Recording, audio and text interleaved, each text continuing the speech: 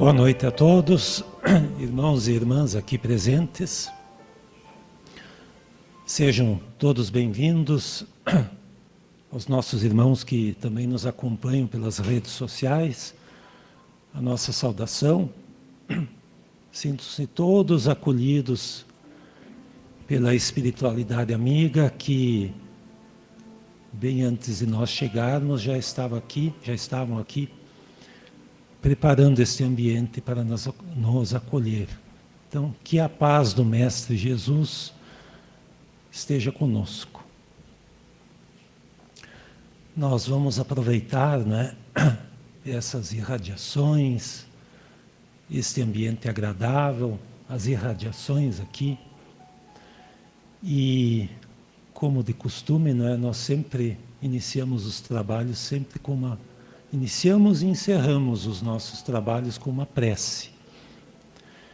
Então, mais uma vez, eu vos convido para, com o pensamento elevado junto a Deus, junto a Jesus e a espiritualidade amiga que aqui se encontra conosco, para, em primeiro lugar, agradecer ao Pai, como Jesus nos ensinou, agradecer pela vida, pelo dia de hoje, por estarmos aqui, nesta casa, pela escolha que fizemos hoje. Agradecer pela nossa saúde, pelo trabalho, pelo lar que nos abriga, enfim, agradecer tantas bênçãos que diuturnamente recebemos e muito pouco lembramos de agradecer. Que possamos incluir os nossos familiares, os nossos lares, os nossos locais de trabalho, os nossos entes queridos, sejam eles encarnados ou desencarnados. E que cada um também possa trazer aqui, com humildade no coração, tudo aquilo que angustia, tudo aquilo que tira a paz, que me perturba nesse momento. Que possamos receber os bálsamos curadores e sairmos daqui um pouco melhores, mais aliviados e mais esperançosos. Então, com as bênçãos de Deus, de Jesus, e que assim seja. Uns pequenos avisos, antes de mais nada. Encontram-se abertas as inscrições para os grupos de estudo deste ano de 2026. Então, quem tem interesse em estudar em grupo, além dos nossos estudos que já fazemos em casa, então quem tem interesse, para os iniciantes que nós chamamos, podem passar lá na livraria, na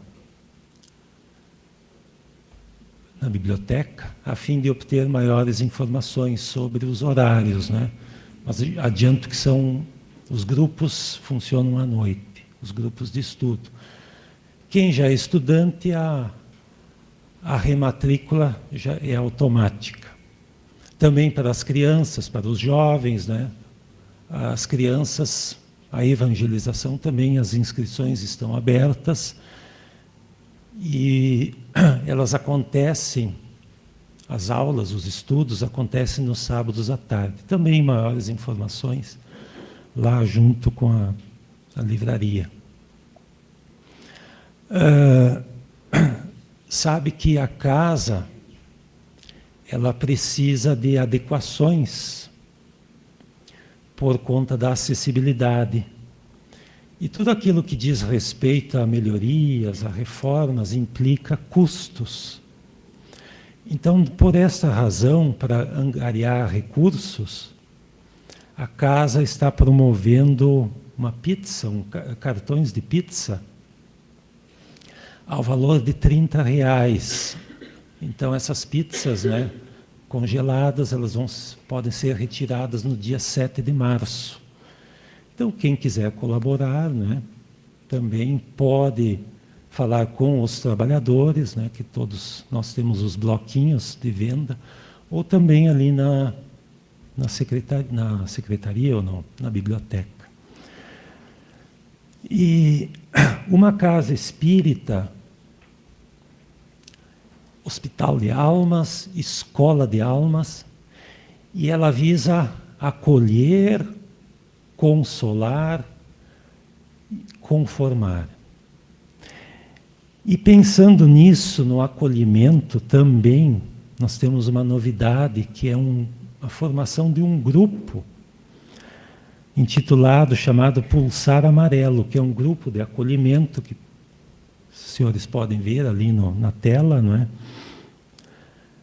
Justamente para acolher aquelas pessoas que passam por um momento de dor, um momento de luto, entre aspas, da perda, não é? Do afastamento de um ente querido.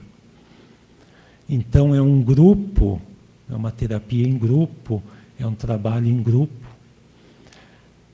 E também maiores detalhes, assim, o horário, o dia ou a noite que vai funcionar, não é?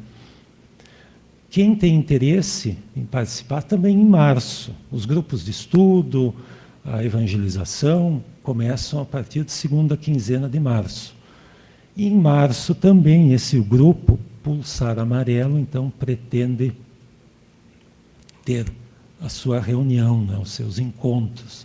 Então quem tem interesse também vai até a secretaria, tem ali os 2 números de contato, ou pega lá na biblioteca, né, deixa o nome, o contato telefônico, que daí os trabalhadores aqui vão entrar em contato. Dito isto, então, vamos ao tema proposto na noite de hoje. Muito se fala em mundo de regeneração, que nós estamos numa transição entre um mundo de provas e expiações para um mundo de regeneração, um mundo em reforma, um mundo dinâmico, não é? Então nós percebemos muitas mudanças, às vezes mudanças drásticas até, mas que fazem parte da regeneração, como uma reforma. Quando estamos fazendo uma reforma, dá uma série de bagunças, de uma série de modificações, de transformações. Então é uma passagem que os espíritos benfeitores nos falam, do mundo de provas e expiações para um mundo de regeneração. Não é ainda mundo de regenerados. É mundo de regeneração, que está a caminho da regeneração. E só para termos uma ideia, não é? Os mundos, então, eles são divididos em mundos primitivos, que nós já estagiamos, já passamos por esses mundos, mundos de provas e expiações, que é o nosso momento atual, não é? Mundos de regeneração, mundos ditosos ou felizes e mundos celestes. Então, se alguém se acha muito adiantado espiritualmente, devo lembrar que estamos apenas no segundo, ingressando no terceiro estágio de mundos de provas e expiações para mundos de regeneração. Não é? Uma comparação bem simples, para quem é motorista vai entender. É como se nós tivéssemos o automóvel com 5 marchas, mas nós só temos condições de dirigir na segunda marcha ainda. Estamos pensando, como motoristas, de engrenar a terceira marcha. Tá? Então, nós temos muito chão espiritual pela frente, né? Muita evolução pela frente.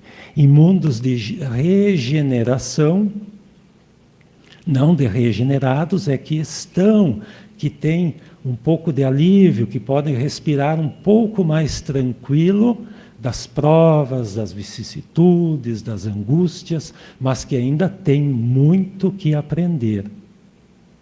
É quase um mundo do gerundismo, não é? Que se fala muito no Brasil, não é? Usar o verbo no gerúndio. Ah, está pronta a tarefa? Alguém pergunta. Estamos providenciando. Então, o mundo de regeneração é esse, é providenciando. É um outro estágio de evolução que nós vamos passar. E há uma parábola muito interessante, aliás, todas, né, de Jesus, que é chamada parábola do vinho novo em odres velhos, não é? Que é conhecida de todos.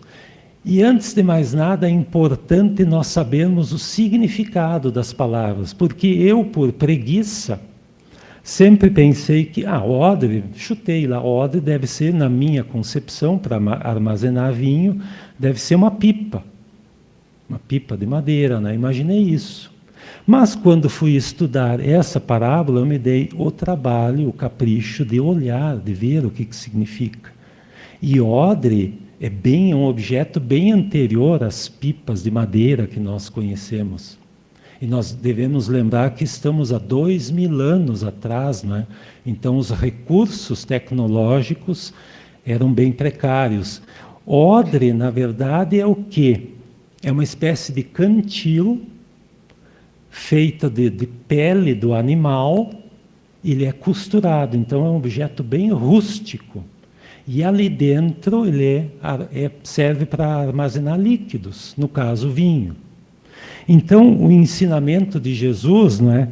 Ele vai dizer assim, está lá no Evangelho de Lucas, né? E ninguém deita vinho novo em odres velhos. De outra sorte, o vinho novo romperá os odres, e entornar-se-á o vinho, e os odres se estragarão. Ou seja, vinho novo, odre novo. Por quê? O vinho novo fermenta. E o odre, o cantilo, o recipiente velho, ele não vai aguentar, ele vai se romper. Então, vinho novo, odre novo. Essa é a lógica do ensinamento. Trazendo para a nossa realidade, o que significa isso? Eu falei, se estamos numa passagem de mundos de provas e expiações para um mundo de regeneração, então o que? Um mundo de regeneração é uma outra psicosfera, é um outro ar, é uma outra sintonia. E eu preciso estar sintonizado de acordo com essa nova sintonia, com essa nova psicosfera. É mais ou menos assim, roupa limpa para quem está de banho tomado, não é assim a lógica? Para entendermos. Então, na prática significa o quê? Eu ter as mesmas atitudes, o mesmo velho conhecido orgulho, o egoísmo, a maldade no meu coração, eu não estou apto a ingressar num mundo de regeneração. E o que está acontecendo? Esses espíritos mais endurecidos, eles são pouco a pouco retirados do planeta Terra e vão para mundos inferiores. Então, para habitarmos mundo de regeneração, precisamos estar capacitados espiritualmente. Então, é uma outra sintonia, é como se nós estivéssemos ouvindo rádio AM, agora nós estamos na transição, vamos passar a ouvir rádio em FM. Eu preciso estar em sintonia com esse mundo. Não é? Isso é muito sério, é muito importante. Não é? E aí, então, que se fala muito em reforma íntima, que é a nossa proposta de conversa, né, na noite de hoje, ou transformação moral. E no Evangelho segundo o Espiritismo, lá no capítulo 17, quando é número romano, a gente tem que pensar um pouquinho, né? Capítulo 17, sede perfeitos, o item 4, diz assim: reconhece-se o verdadeiro espírita pela sua transformação moral que faz para domar suas más inclinações. Reconhece-se o verdadeiro espírita pela sua transformação moral e pelos esforços. Que palavra forte é essa? Esforço. Esforço que requer força. Força de vontade, porque não é fácil. Eu sei. Que faz esforços para, e agora a palavra que eu acho mais pesada ainda, para domar suas más inclinações. Porque domar, no meu entendimento, é sim para algo chucro. Não é? Domar um animal requer força. Então, domar as nossas más inclinações, o nosso velho e conhecido orgulho e o egoísmo, e tudo aquilo que se ramifica em torno desses dois sentimentos negativos básicos. Não é? Então, por essa razão, todos nós precisamos fazer com esforço, com vontade, a nossa transformação moral, para estarmos capacitados, aptos, para ingressarmos num mundo melhor, num mundo de regeneração. E no livro do Semeador aos Talentos, do psiquiatra, palestrante espírita Sérgio Luiz da Silva Lopes, ele vai fazer uma pequena provocação, na verdade uma reflexão. E uma das coisas que eu mais admiro, que eu acho assim maravilhoso na doutrina espírita, é essa capacidade, esse convite para a reflexão. Essa fé raciocinada que nos faz pensar. Esse convite que o Espiritismo nos faz para nós exercitarmos o pensamento, e pensar e chegarmos às nossas próprias convicções. E ele faz uma observação muito interessante sobre o verbo reformar e o verbo transformar. Olha só. Segundo Sérgio Lopes, reformar significa refazer, ou seja, refazer de novo o que está formado, voltar a formar ou corrigir uma pessoa, por exemplo. No dicionário AIS vai dizer assim: reformar, pôr em bom estado, devolvendo a feição anterior. Restaurar, corrigir, dar melhor forma. Transformar. Transformar significa trans. Trans, o prefixo trans é ir além de. Formar, além da formação. Com o sentido de ir além do que está formado. O mesmo que avançar, além de, melhorar, ampliar, transcender o que está formado. Ou seja, progredir. E no dicionário AIS, tomar nova feição, alterar-se, passar de um estado ou condição para outro. Ele continua: reformar traz a ideia de negar o que se é, ser alguém diferente, é não ser mais. Transformar traz a ideia de continuar evoluindo a partir do que se é ser mais. Tá, mas aí a pergunta, mas e agora? Eu uso todo, é um clichê, as pessoas falam muito em reforma íntima. Tudo bem, dá para continuar usando. Não é? Mas é interessante a reflexão do Sérgio Lopes, porque No Evangelho, onde está essa expressão? No Evangelho, nas obras básicas, não consta a palavra reforma íntima. Fala em transformação moral. Tá? Mas daí, se eu falar reforma íntima, pode. O importante é que eu faça movimentos de evolução. Mas só para termos uma ideia como a doutrina ela é esclarecedora e ela é questionadora. E eu achei muito interessante esse questionamento que o Sérgio Lopes nos propõe, né?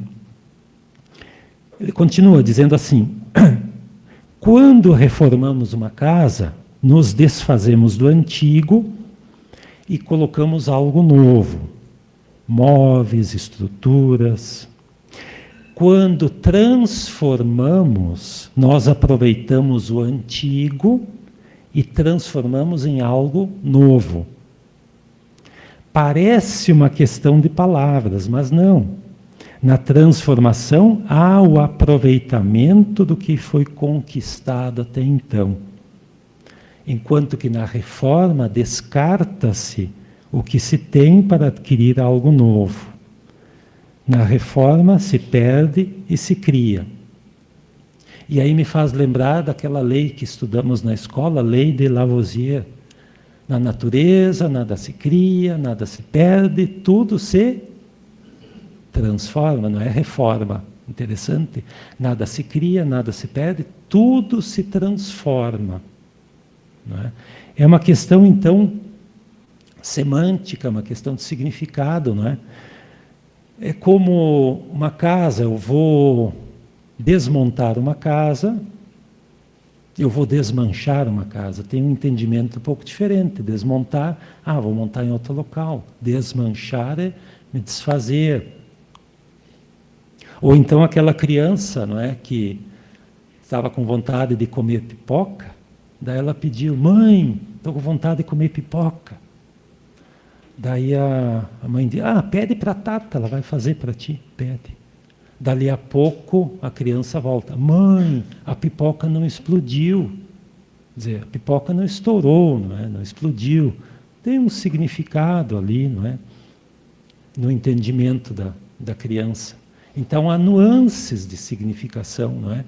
Mas como eu disse, não há problema.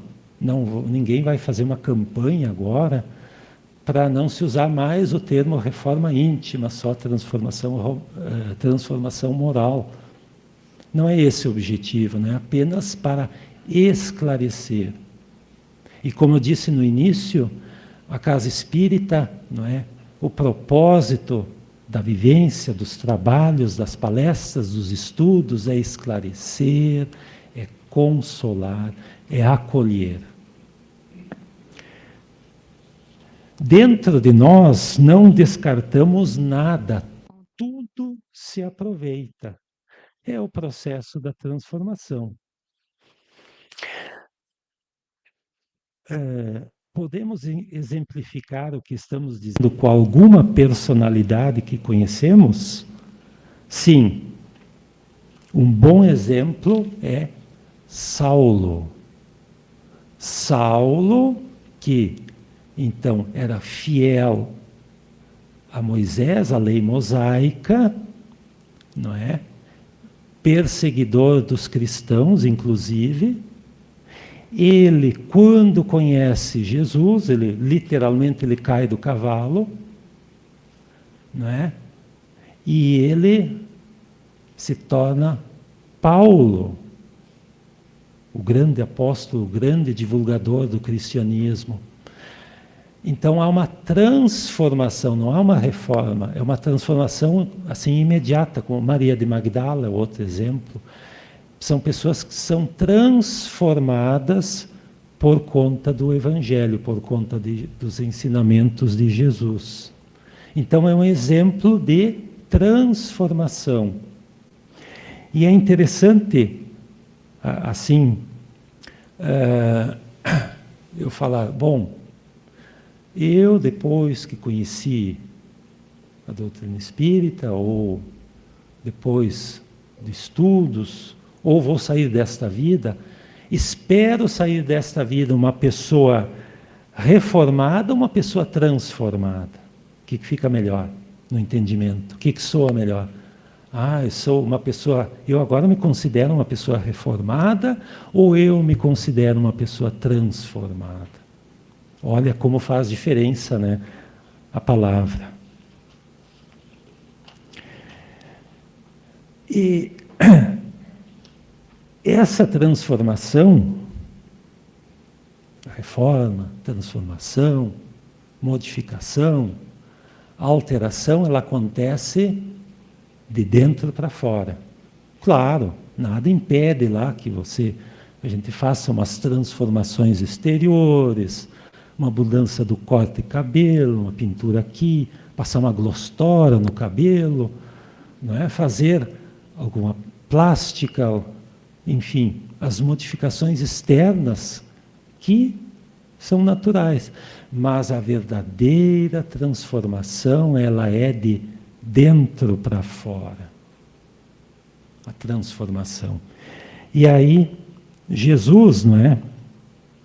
Interrogado pelos fariseus a esse respeito, eles perguntam: quando viria o reino de Deus? E Jesus então respondeu: o reino de Deus não vem com visível aparência, ou seja, não vem com aparência exterior. Nem dirão, ei-lo aqui ou lá está. Porque o reino de Deus está dentro de vós. O reino de Deus está dentro de vós. Então, toda transformação, toda melhoria moral, ela vai acontecer de dentro para fora. E tem mais uma frase, não é, que diz assim, que a natureza não dá saltos. Então, ninguém espere sair desta existência como um espírito iluminado, um espírito puro, porque isso não vai acontecer. Tomara nós saímos um pouquinho melhores do que quando chegamos. Esse é o nosso esforço, né? O nosso propósito. O reino dos céus, então, que está dentro de nós, é patrimônio interno do Espírito.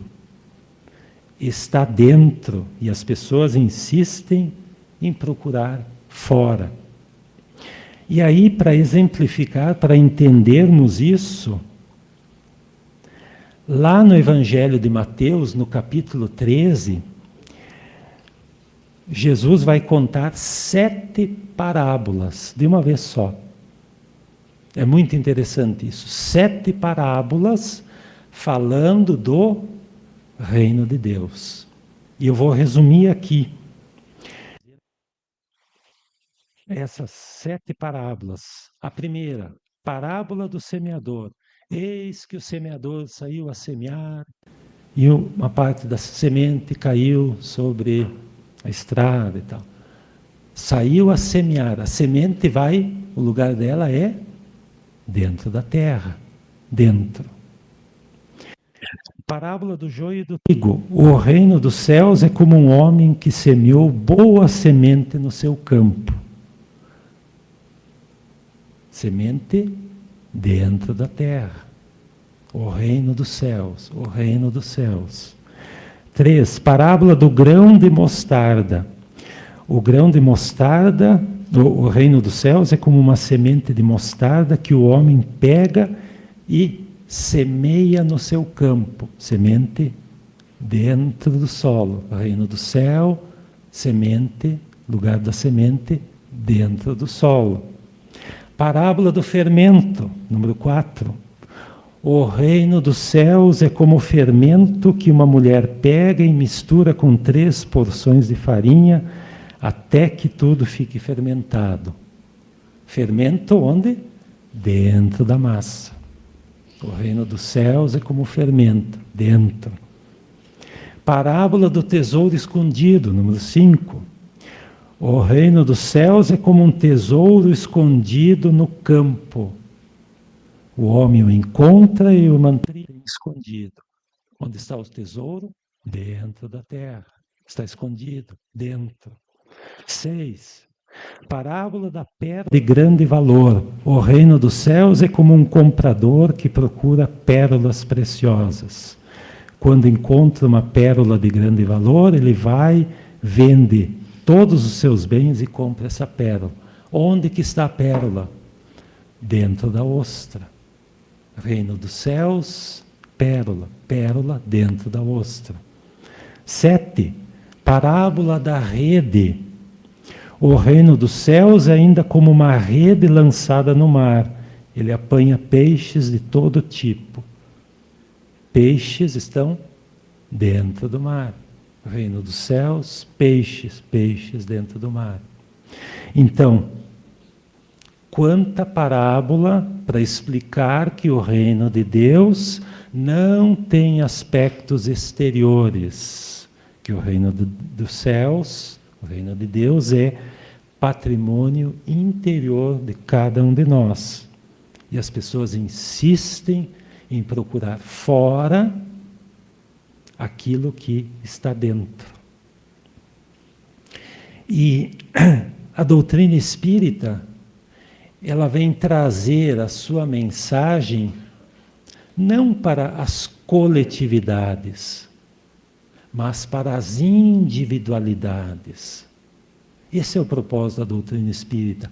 É um coração iluminado aqui, um coração iluminado ali.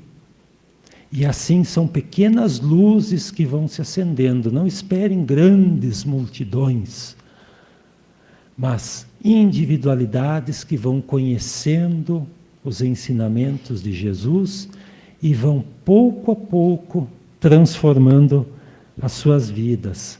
E essa transformação moral que nós estamos falando, não é?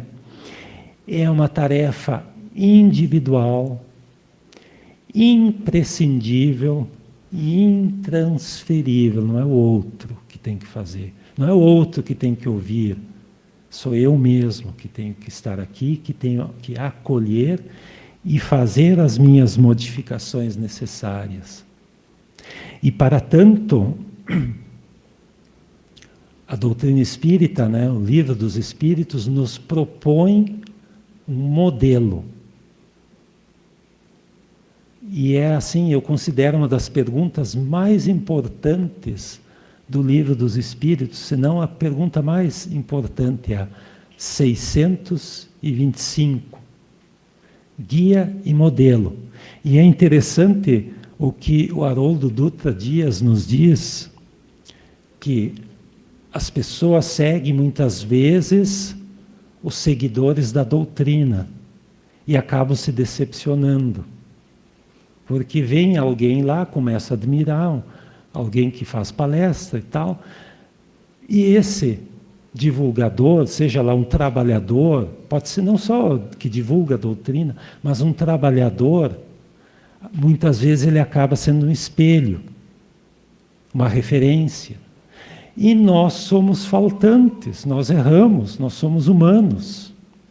E aí a pessoa começa a admirar um divulgador, uma pessoa lá, e ele comete uma falha, algo que é natural, e a pessoa se decepciona. Então tem que seguir não os seguidores da doutrina, mas seguir a doutrina, os ensinamentos. Por isso que tem a questão 625. Seguir quem é guia, quem é modelo. Não é o Pedro, não é o Paulo, não é o João, a Maria, o Lorival. O guia e modelo é Jesus. Então sigam os ensinamentos de Jesus, não os seguidores da doutrina.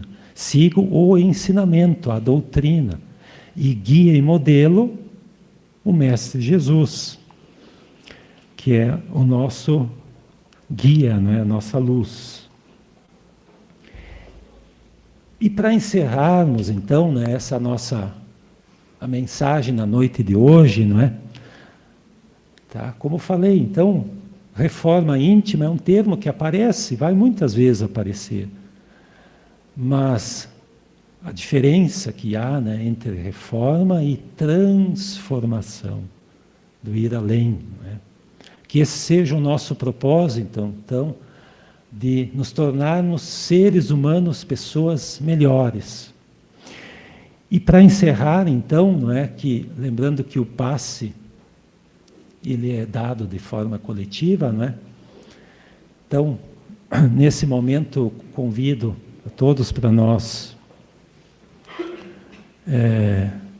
mais uma vez, entrarmos em sintonia aqui, e eu vou ler uma prece do espírito Meimei, que Meimei foi uma jovem professora que desencarnou com 24 anos.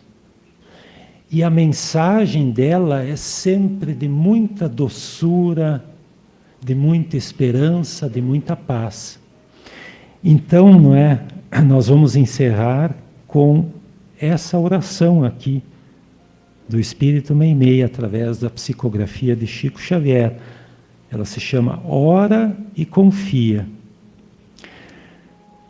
Se um dia te encontrares em situações tão difíceis que a vida te pareça um cárcere sem portas, sob cerco de perseguidores aparentemente imbatíveis, sofrendo a conspiração de intrigas domésticas, na trama de processos obsessivos, no campo de moléstias consideradas irreversíveis, no laço de paixões que te conturbem a mente, debaixo de provas que te induzam à desolação e ao desânimo, sob a pressão de hábitos infelizes, em extrema penúria, sem trabalho e sem meios de sobrevivência, de alma relegada a supremo abandono, na área de problemas criados pelos entes a que mais ames, não desesperes.